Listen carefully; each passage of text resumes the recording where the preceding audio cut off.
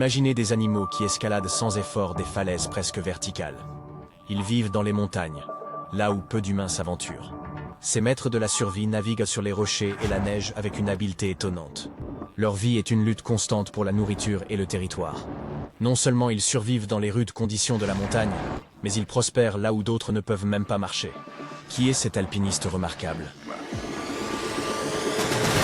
Bienvenue sur la chaîne Nature et Instinct. Aujourd'hui, nous escaladons des sommets majestueux aux côtés des bouquetins. Prêts à conquérir les hauteurs, à affronter les dangers et à découvrir les secrets de ces habitants extraordinaires des hauts plateaux, n'oubliez pas d'aimer cette vidéo et de vous abonner à la chaîne au fur et à mesure que nous avançons dans ce voyage. Le bouquetin des Alpes, également connu sous le nom de Capricorne, vit depuis longtemps dans les montagnes et peut grimper à plus de 3000 mètres d'altitude. Pour eux, cela n'a rien d'extraordinaire. Le bouquetin est l'un des plus grands membres de la famille des chèvres de montagne. Les mâles peuvent peser jusqu'à 100 kg et mesurer jusqu'à 150 cm. Les femelles sont plus petites. Les cornes constituent une autre différence entre les deux sexes. Les mâles ont de grandes cornes incurvées d'environ 1 mètre de long, tandis que les femelles ont de petites cornes légèrement incurvées. En été, la couleur du pelage diffère également, les mâles ayant une fourrure brun foncé et les femelles une teinte rougeâtre ou dorée. En hiver, les deux sexes ont une fourrure grise. Comme vous pouvez le constater, les bouquetins des Alpes sont de véritables maîtres de l'escalade.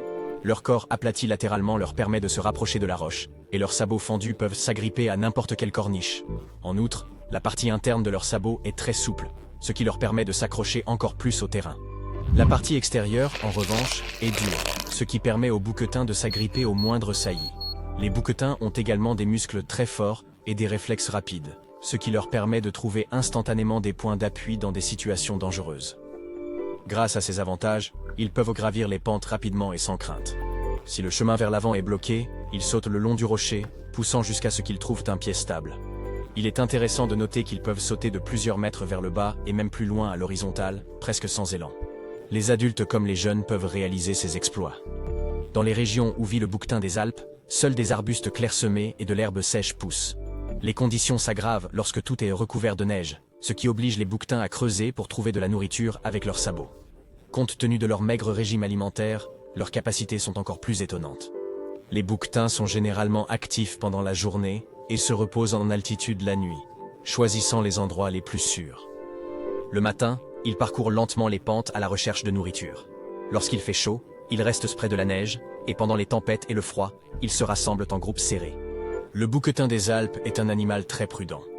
Doté d'une vision, d'une ouïe et d'un odorat excellent, il peut détecter le danger à de grandes distances. En décembre et janvier, les bouquetins se concentrent sur la reproduction. Un troupeau typique se compose de 10 à 20 femelles avec leur progéniture. Il existe également des groupes de jeunes célibataires, tandis que les mâles adultes vivent généralement seuls. Pendant la saison des amours, les mâles parcourent les falaises à la recherche de groupes de femelles à contrôler. Les bouquetins concurrents se battent souvent, faisant résonner les montagnes de leurs affrontements. Pour remporter un tel combat et prendre le contrôle d'un groupe de femelles, un bouquetin doit être âgé d'au moins 6 ans.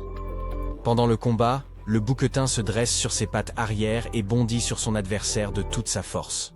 Heureusement, il a un crâne très solide et peut encaisser des coups puissants sans se blesser. Ces combats sont impressionnants mais dangereux, car tout faux pas peut entraîner une chute dans l'abîme. Cela arrive parfois, mais rien n'arrête les bouquetins des Alpes. Le terrain difficile n'est pas un obstacle pour des combats qui peuvent durer jusqu'à 1 heure. Tout au long de l'hiver, le mâle victorieux reste avec le troupeau, qu'il quitte au printemps. La gestation dure 5 à 6 mois et, en mai ou juin, la femelle donne naissance à 1 ou 2 chevreaux.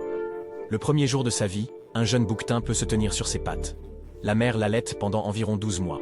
Fait remarquable, les jeunes sont presque immédiatement prêts à imiter tous les tours des adultes, et ils le font tout aussi bien.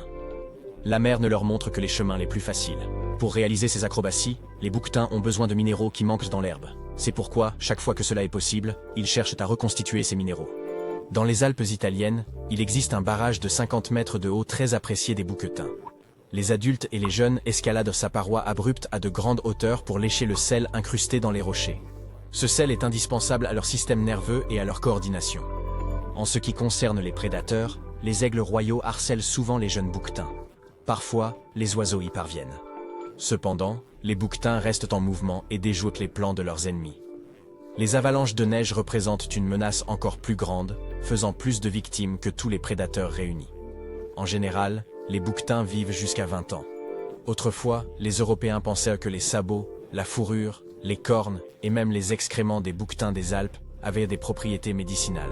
Cette croyance a conduit à leur quasi-extinction au XVIIIe siècle, puisqu'il ne restait plus qu'une centaine d'individus. Heureusement, la chasse de ces animaux a été interdite, et aujourd'hui leur population est assez importante, entre 30 000 et 40 000. Les habitants de la région se réjouissent toujours de l'introduction des bouquetins dans de nouvelles régions, car cela profite aux stations alpines d'un point de vue touristique. À bientôt.